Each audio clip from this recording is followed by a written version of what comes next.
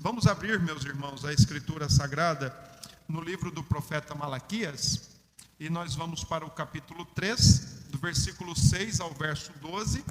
Esse é o texto que nós vamos utilizar na noite de hoje, e eu tenho muita tranquilidade, muita calma e muita alegria no meu coração em poder abordar o texto da noite de hoje, porque eu acredito que a Escritura Sagrada ela tem a sua harmonia, e aquilo que o Senhor ensinou para a igreja do Antigo Testamento, salvo quando o Novo Testamento traz alguma orientação de descontinuação, significa que quando essa orientação de descontinuação não é trazida pelo Novo Testamento, logo, aquilo que foi ensinado por Deus para a sua igreja no Antigo Testamento continua sendo válido, ainda que no Novo Testamento nós não tenhamos uma regulamentação explícita. E eu não estou indo pelo argumento do silêncio, eu estou indo pelo argumento de que quando a Escritura diz que descontinuou, descontinuou, quando não, continua. E é muito simples nós entendermos isso. Quando você vai para o Antigo Testamento, você vê que a refeição espiritual, a refeição sacramental do povo de Deus se chamava Páscoa. Mas no Novo Testamento, o Senhor Jesus, próximo à sua morte, ele diz: de agora em diante vocês não vão mais comer Páscoa.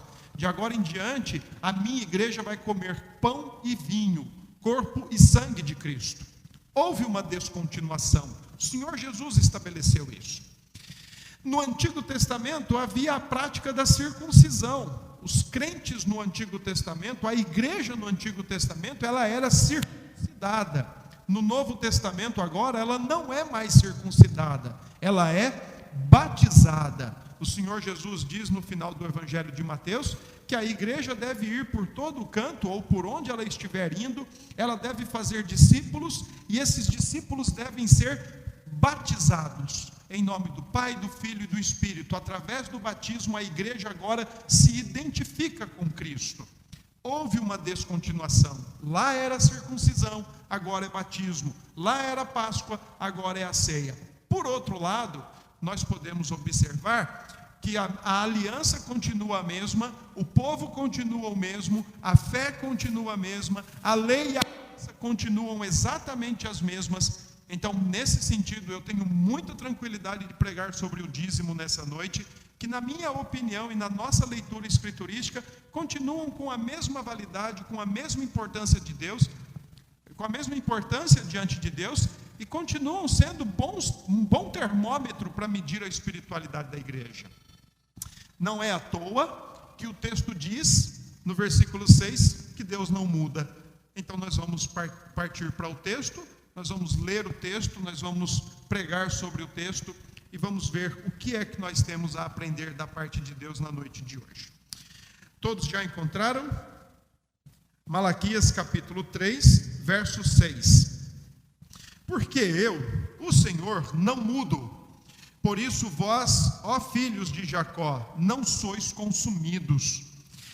Desde os dias de vossos pais, vos desviastes dos meus estatutos e não os guardastes.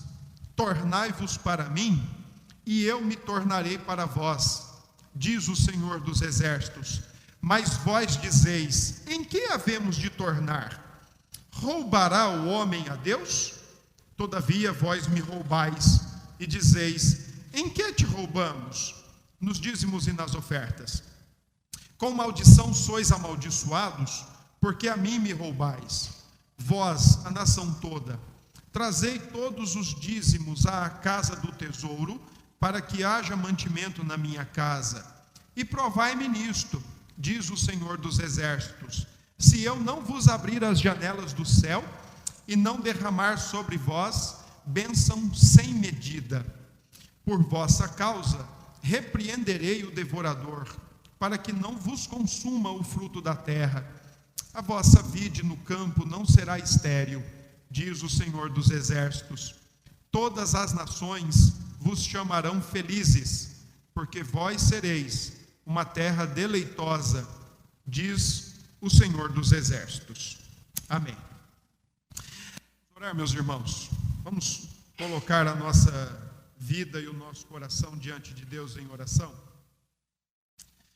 Nosso Deus, nós oramos em nome de Jesus. E nós louvamos o Senhor na noite de hoje, por mais uma vez o Senhor nos permitir ter acesso à Tua Palavra, por mais uma vez o Senhor nos permitir a reunião dos santos, a comunhão dos redimidos por Cristo. E é por isso que nós aqui estamos, para dedicar ao Senhor o nosso louvor e a nossa gratidão.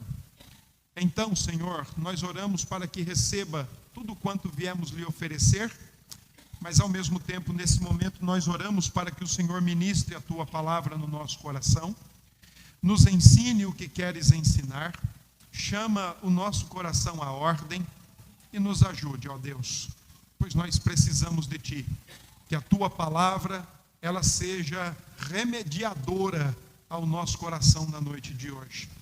É em nome de Jesus que nós oramos e agradecemos. Amém.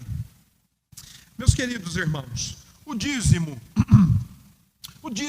da igreja e o gasofilácio da igreja, eles podem ser, de fato, considerados bons termômetros, indicadores da espiritualidade da vida da igreja. Eles, de fato, podem comprovar o nível de maturidade, o nível de espiritualidade e o nível de conhecimento que nós temos tido de Deus. Uma igreja que conhece o seu Deus, uma igreja que é grata ao seu Deus, uma igreja que ama o seu Deus e que crê no Deus da providência, no Deus da aliança, naquele Deus que promete ser o nosso Deus e que nós também prometemos ser o seu povo, obviamente ela vai fazer da sua vida um culto, mas ela não vai particionar esse culto. Ela vai fazer da sua vida integral um culto integral a Deus. Desse modo, nós podemos sim concordar com o pregador de que o dízimo da igreja, as receitas de uma igreja e o gasofilácio de uma igreja são importantes termômetros para também aferir a espiritualidade da igreja. São indicativos poderosos da nossa maturidade, da nossa espiritualidade e do nosso conhecimento de Deus.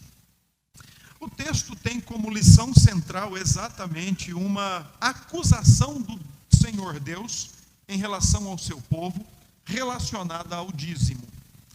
Precisamos lembrar, apenas para situar os irmãos, que o povo estava de volta. São 70 anos fora da sua terra, 70 anos fora do seu reino, da sua terra, da sua casa, da sua vida, da sua rotina, da sua diária. São 70 anos numa cidade estranha, numa nação estranha, com deuses estranhos, com uma cultura estranha. E agora eles estão de volta e eles vão recomeçar a vida.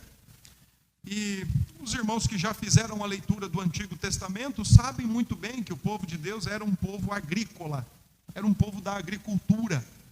A base da sua subsistência vinha da agricultura, vinha dos campos, vinha das plantações. E isso sempre era um problema para o povo de Deus, porque quando não eram exércitos inimigos, tinha a possibilidade de pragas, de pestes, entrar e destruir a sua coleta, a sua agricultura, o seu plantio. Além disso, o povo tinha na terra um importante termômetro também. Se hoje nós podemos dizer que dízimos e ofertas e o gasofilácio e a receita de uma igreja são importantes termômetros para medir a espiritualidade da igreja, no Antigo Testamento o povo de Deus também tinha na produção da terra, na produção agrícola, eles tinham um grande indício, um grande indicativo, melhor dizendo, da situação deles diante de Deus. Quando a terra produzia bons frutos, quando os frutos da primícia, ou os frutos das primícias, aqueles primeiros frutos que eram coletados, e o povo olhava para aqueles primeiros frutos e via a beleza, via a suculência, via bom desenvolvimento nos frutos, eles sabiam logo, olha, Deus está abençoando o nosso plantio, Deus está abençoando nossa agricultura, estamos bem diante de Deus.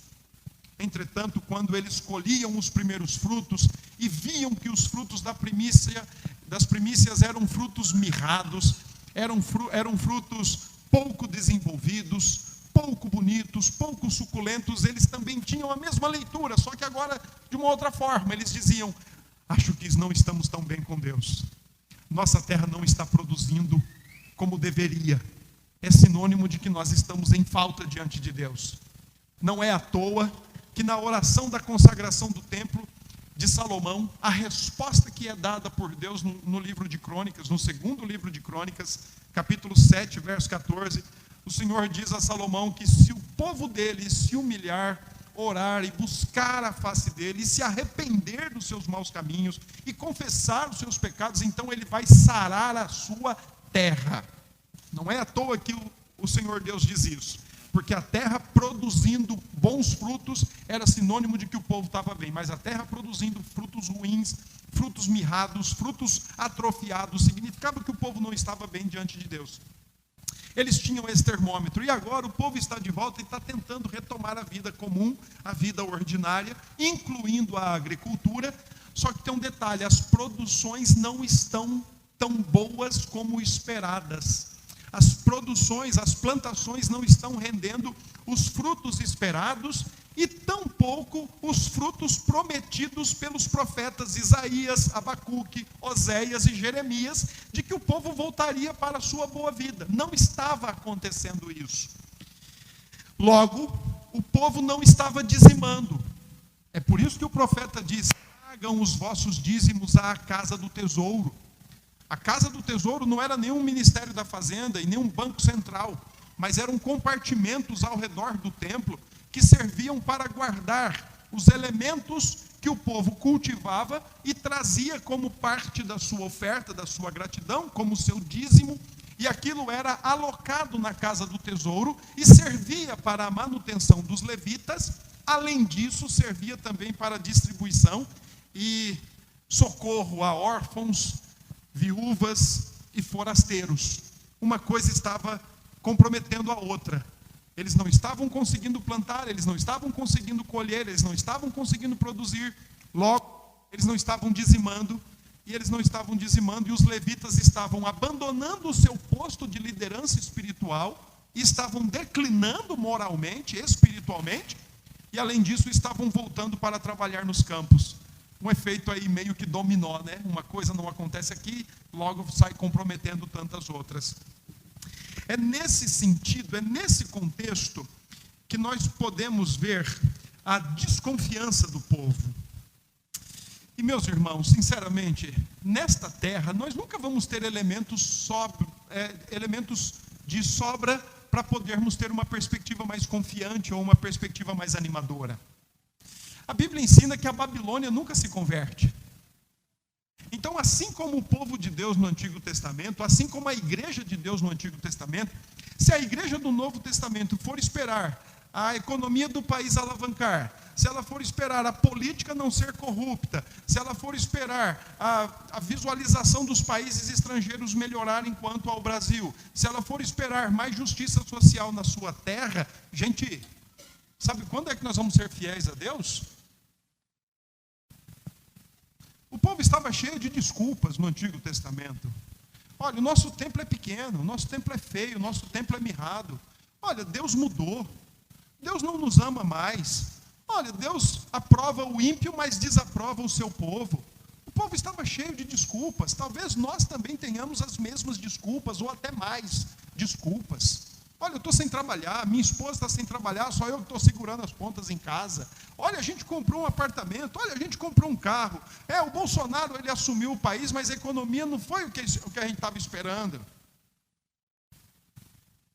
Desculpas nós sempre vamos ter, isso é fato. Aliás, isso é algo que a gente carrega desde o Éden. Nós somos experts em oferecer desculpas. Nós somos peritos em oferecer desculpas.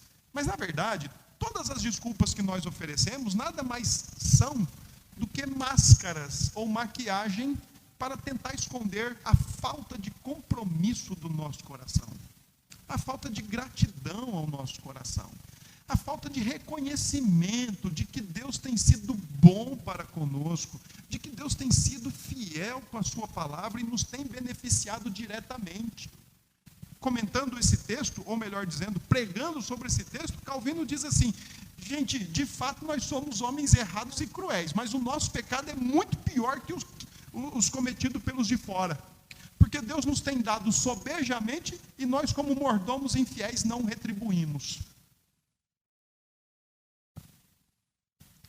É muito fácil, por exemplo, a gente apontar para várias desculpas. Mas quando você olha para o que Malaquias já falou com esse povo, desde o início do livro, dizendo que o povo estava duvidando do amor de Deus, desprezando a Deus e profanando o culto com ofertas imperfeitas, ovelhas doentes, enfermas, dilaceradas, cegas, deficientes, a infidelidade conjugal, duvidando da justiça de Deus e até mesmo julgando a Deus, colocando Deus no banco. Será que qualquer desculpa externa consegue ofuscar ou ocultar o verdadeiro problema do povo? É o seu coração. É óbvio que não. Nós podemos, e nós somos bons nisso, nós gostamos de levantar muitas desculpas. Mas uma coisa é certa, irmãos, tudo começa com aquilo com o qual o nosso coração está comprometido.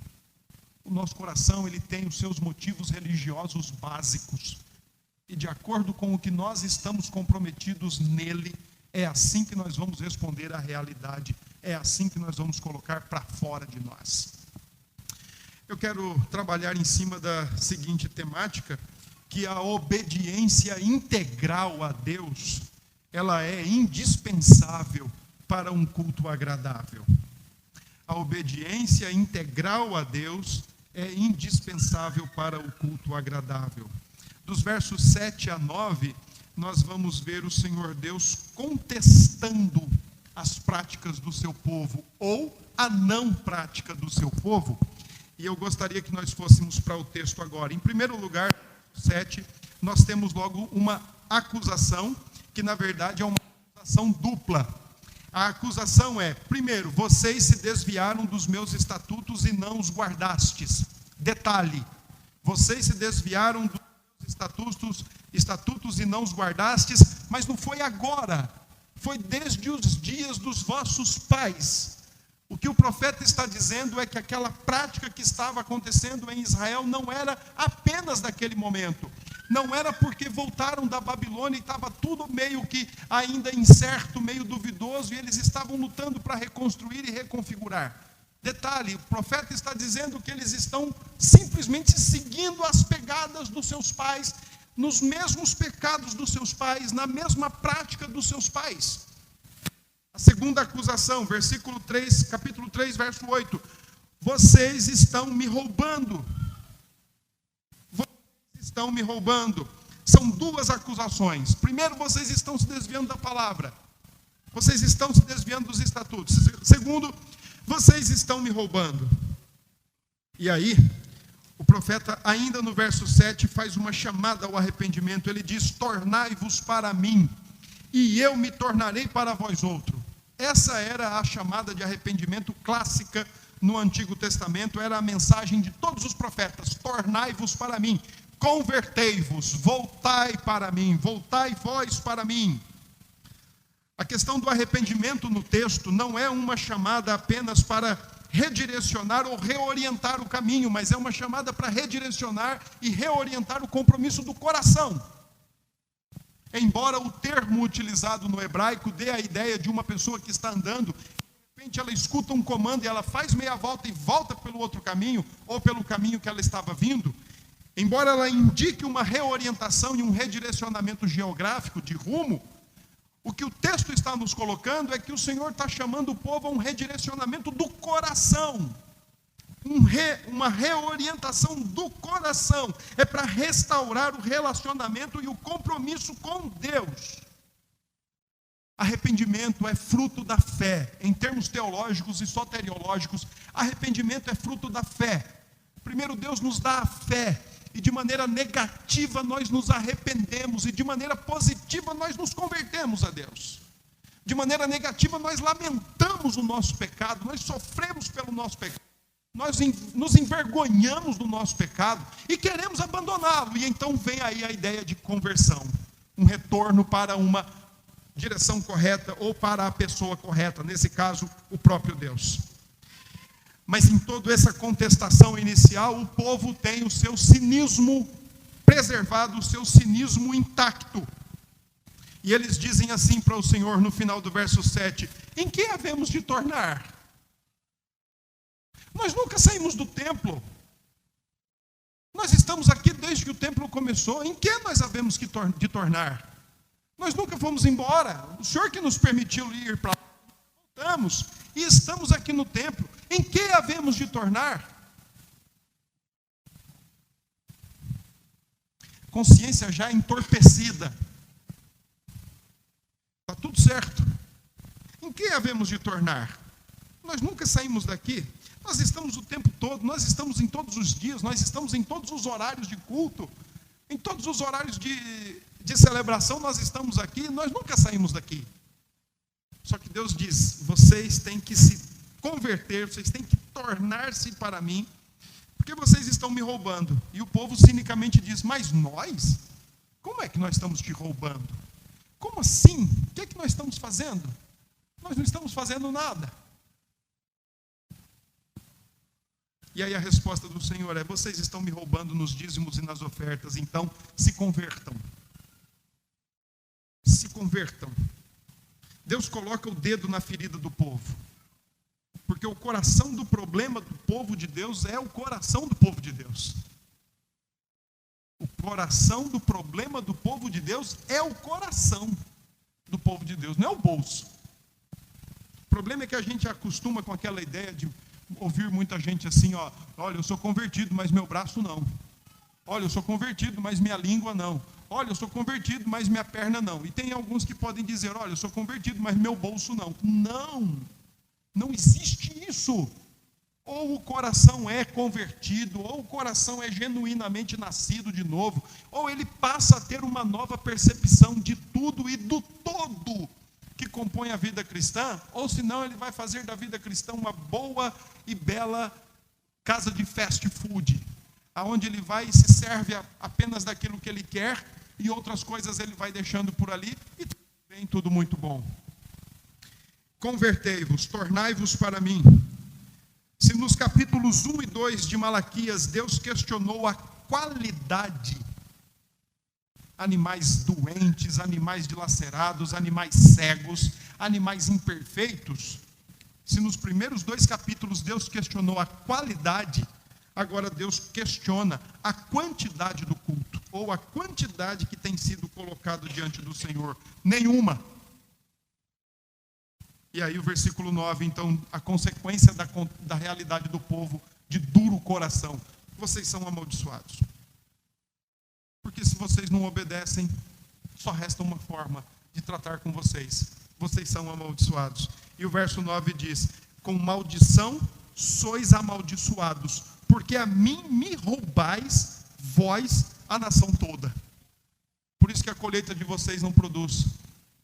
Por isso que vocês não têm como colher. Por isso que vocês não têm o que tirar da terra. Porque vocês são amaldiçoados. Irmãos, eu não quero ir tão distante nem tão drasticamente. Eu sei que a condição do nosso país não é das melhores. Ainda ontem, conversando com o presbítero, e a gente partilhando algumas preocupações em nível nacional, um país onde o desemprego só faz crescer. São 13 milhões já de desempregados. E isso independe de quem está lá e quem não está. Nós temos visto preços aumentando, dólar aumentando e tanta coisa acontecendo no nosso país. Mas, gente, a vida cristã, ela não é uma vida para ser vivida condicionada à situação do país.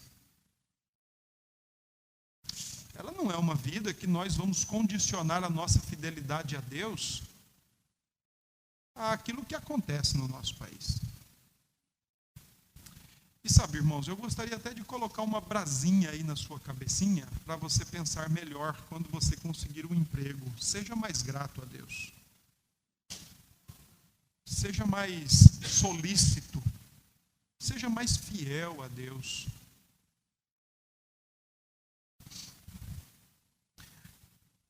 A gente pode até explicar as portas de emprego fechadas numa perspectiva econômica, sociológica, política. Mas eu não acho que seria só isso. Talvez fosse bom a gente também começar a explicar espiritualmente falando. Estejamos mais atentos a essa questão. Com maldição sois amaldiçoados, porque bênção é decorrente de obediência. Maldição é decorrente de desobediência. Versículos 10 e 11. Então o Senhor Deus convida o povo a testar a sua fidelidade, no intuito de mostrar que eles precisam se consertar, no intuito de mostrar que eles precisam se converter. Então o Senhor faz um convite para esse povo: tragam todos os dízimos à casa do tesouro, para que haja mantimento na minha casa. Eu já coloquei isso para vocês. Eram compartimentos, eram cômodos ao redor do templo, que serviam para o armazenamento do fruto da terra, que servia como mantimento para os levitas e para órfãos, viúvas e estrangeiros. Mas a parte do versículo 10 diz: e provai-me nisto, diz o Senhor dos exércitos, se eu não abrir as janelas do céu e não derramar sobre vós bênção sem medida. Deus agora convida o seu povo a prová-lo. Deus convida o seu povo a fazer um teste. Olha, sejam fiéis. Parece estranho, mas Deus está dizendo assim: por favor, sejam fiéis, que vocês vão ver que eu também sou. Sejam fiéis, sejam honestos, se consertem, e aí vocês vão experimentar da minha fidelidade. Deus está dizendo: me testem. Me testem. Nas Escrituras há alguns testes, e há alguns testes. Por exemplo, o povo no deserto foi testado por Deus, mas o povo no deserto também testou a Deus. E isso fez com que Deus ficasse sem paciência com aquele povo. Tanto é que em Hebreus, ele diz lá no capítulo 3, se hoje ouvirdes a minha voz, não seja como o povo em Massá e Meribá, que me colocaram à prova, que me testaram com a sua incredulidade. Esse tipo de teste o Senhor certamente detesta, abomina. A Bíblia fala do teste de Gideão, que queria mesmo certeza de que Deus estava com ele, talvez com uma gotinha aí, uma pontinha de incredulidade. A Bíblia fala do teste de Acás, que de maneira jocosa, que de maneira desdenhosa disse: longe de mim eu pedir um sinal para o Senhor. Oxalá Acás estivesse ali sendo de fato piedoso. Ele estava sendo, era incrédulo, mas o profeta ainda disse para ele: olha, você vai ter um sinal, que o Senhor está com você, a virgem conceberá e dará à luz um filho. Deus testa o seu povo. O autor de Deuteronômio, Moisés, diz no capítulo 8, que Deus leva o seu povo ao deserto para prová-lo, e para ver o que estava no coração do povo. Geralmente, quando os nossos testes partem de baixo para cima, são testes imbuídos de incredulidade, de desconfiança, de desdém com Deus. Mas quando ele vem de cima para baixo, quando vem do Senhor Deus para nós, são provas abençoadoras, para nos fazer melhor, para tratar conosco, para mostrar para nós o que está no nosso coração. Mas o texto de Malaquias 3 é totalmente diferente. Ele está simplesmente dizendo: sejam fiéis e testem, experimentem, provem a minha fidelidade. O Senhor, nesse caso, está permitindo uma ação negativa e desnecessária. O Senhor está permitindo uma ação negativa e desnecessária. Quando nós conhecemos a Deus, não é necessário mais testá-lo e nem prová-lo. Mas aqui no caso, Deus está permitindo uma ação negativa e desnecessária, testá-lo, para a realização de um objetivo positivo: esfregar na cara do povo que ele é fiel. Então Deus está convidando para o povo fazer algo que não era necessário, de certo modo até mesmo negativo, testar o Senhor da aliança, mas com isso mostrar que ele é fiel. E o texto diz que ele vai abrir as janelas do céu. Em Gênesis 7:11, a mesma palavra aparece lá. é a palavra que Deus abre as comportas do céu para o dilúvio. Então aí você começa a ter uma percepção da seguinte forma: opa, se Deus abriu o céu daquele jeito e caiu água daquele jeito, agora aqui Ele não está dizendo que vai cair água, mas Ele está dizendo que vai cair bênção, que vai cair provisão, que vai cair o cuidado, a sua fidelidade. Bênção sem medida. E uma dessas formas de abençoar sem medida está no verso 11: repreendendo o devorador, que em alguns casos pode ser interpretado como insetos, uma qualidade de gafanhotos específica, mas também pode ser tido como um exército inimigo ou o próprio fogo que pode queimar a sua agricultura. Deus está dizendo: eu vou abençoar, vou preservar e vou proteger vocês, e vocês vão ver que eu sou fiel. Me testem, seja fiel e prove e experimente a fidelidade de Deus. E por fim, verso 12, então o Senhor fala que vai cumprir a sua promessa àqueles que o cultuam obedientemente ou de forma integral. No verso 12 ele diz: todas as nações vos chamarão felizes, porque vós sereis uma terra deleitosa, diz o Senhor dos exércitos. Malaquias, como o último profeta do Antigo Testamento, como o profeta que encerra toda a administração da velha aliança, ainda ecoa na sua profecia promessas feitas a Abrão, em Gênesis 12. Quando Deus diz que vai fazer dele uma grande nação, que através dele vai abençoar todas as famílias da terra, e que todos verão como ele e seu povo, a sua descendência, serão grandes. Malaquias está fazendo ecos de uma grande nação, de comer o melhor da terra e reconhecidamente ser atraente a todas as nações. O propósito de Deus, quando chama Abrão e a partir dele agora é para ser construída uma nação para si, um povo para si, um povo seu, um povo amado por Deus.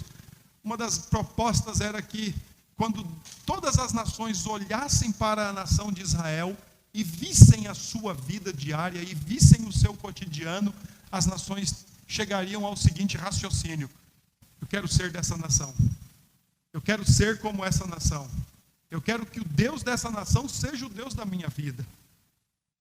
Esse sempre foi o projeto. E o texto diz: vocês serão chamados felizes. Versões em outra língua, em outro idioma, por exemplo, o inglês usa a palavra abençoados, porque uma pessoa feliz é uma pessoa abençoada, e eu creio que capta melhor o sentido da palavra.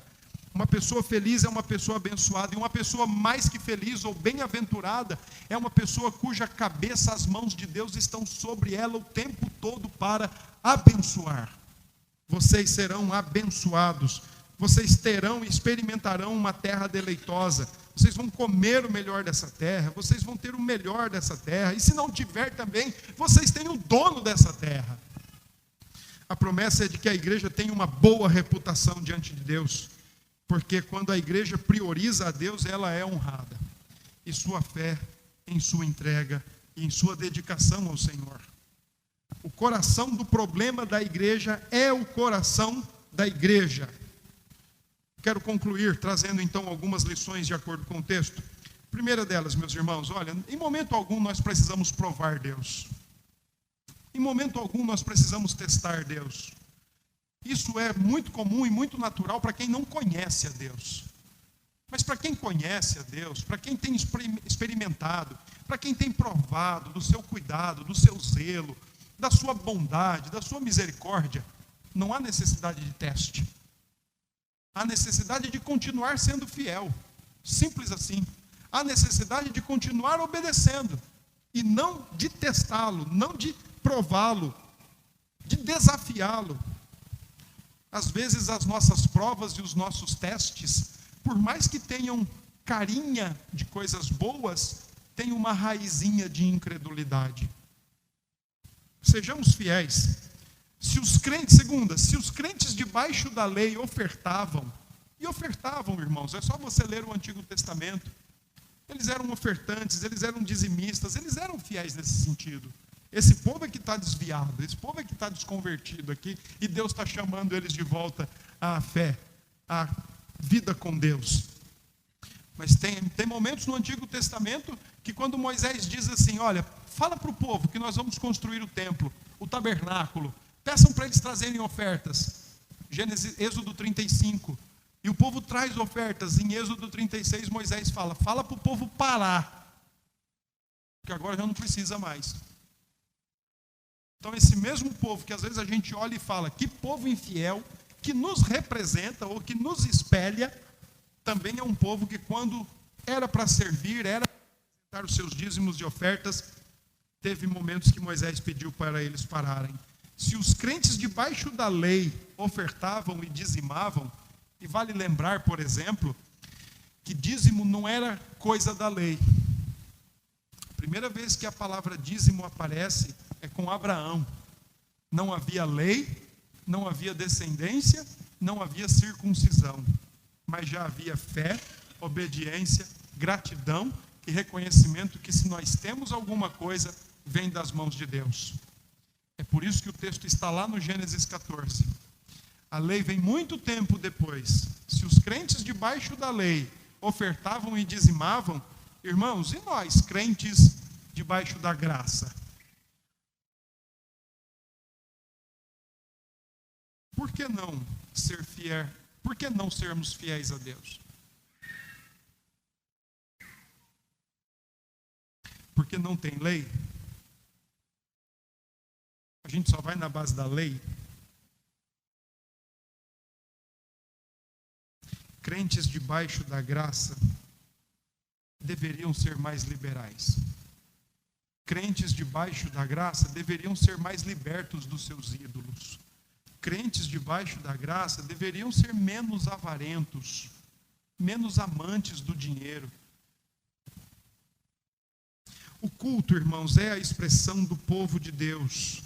O nosso culto expressa a nossa gratidão, expressa a nossa alegria, expressa também a nossa dedicação a Deus, expressa a nossa obediência. Mas ele deveria expressar a nossa vida integral. Por isso que eu disse no início que a receita de uma igreja e o gasofilácio de uma igreja indicam muito o nível de maturidade e de espiritualidade da nossa igreja, do povo de Deus que se reúne. Quando nós tivermos mais maturidade, mais fidelidade, certamente o nosso culto ele será mais integral. Até lá, Deus tenha misericórdia de nós. Como mordomos e crentes em Deus, irmãos, nada é nosso. Nada é nosso. Filhos não são nossos. Cônjuges não são nossos. Casa, carro, nada é nosso, irmãos. Profissão, talentos, nada é nosso, irmãos, nada. Nós só administramos e aí ou nós podemos ser bons administradores ou nós podemos ser péssimos administradores, infiéis administradores. A maneira como nós administramos o dinheiro que Deus nos dá evidencia a condição do nosso coração. Dízimo não é um problema da economia do país, dízimo não é um problema da política do país, dízimo não é um problema do bolso que tem um escorpião, dízimo é problema do coração. Não é à toa que Malaquias diz, tornai-vos para mim. Ou, em outras palavras, ele diz, se convertam. Que Deus nos abençoe e que Deus nos ajude e que você, meu irmão e minha irmã, se conserte. Vamos orar? Senhor Deus, nós queremos pedir perdão ao Senhor pelos nossos pecados. Nós queremos pedir que o Senhor tenha misericórdia de nós e, acima de qualquer questão, olhe para o nosso coração nesta noite e, Pai, ministre ao nosso coração. Nos solte, nos liberte de tudo aquilo que nos importa. E nos ajude, Senhor, a não mais particionar a vida cristã, a vida diante do Senhor. Nos faça mais fiéis a Ti. Trabalha no nosso coração para que sejamos reconhecedores da Tua graça e da Tua bondade o tempo todo. Sê com esta igreja e faça com que nós, Senhor, possamos crescer e amadurecer na fé cristã. E assim, Senhor, dedicar a Ti todo o nosso louvor e a nossa gratidão. Permita que cresçamos no conhecimento de Cristo e que esse conhecimento nos conduza a uma vida de gratidão mais ampla e mais generosa diante de Ti. É assim, Senhor, que nós oramos e oramos agradecidos em nome de Cristo Jesus. Amém.